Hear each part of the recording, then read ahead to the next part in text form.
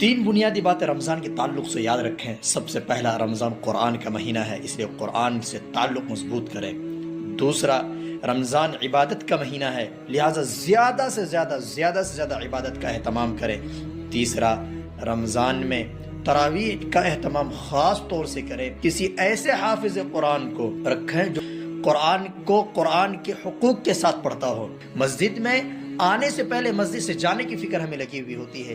مجھے افسوس ہوتا ہے ایسے لوگوں پر جو لوگ اس امام کی تعریف کرتے ہیں جو امام کے 35 منٹ میں، 40 منٹ میں، 50 منٹ میں 20 رکعت تراویح پڑھا کر 1.5 پارے 2 پارے پڑھ کر تراویح کو مکمل کر دے اور لوگ اس پر خوش ہوتے ہیں۔ ریل حافظ صاحب کہتے ہیں جلدی بازی میں فاسٹ پڑھنا، نہ الفاظ کی صحیح تشخیص ہو، نہ الفاظ کی صحیح ادائیگی ہو، یہ پڑھنا یہ قرآن کا مذاق ہے۔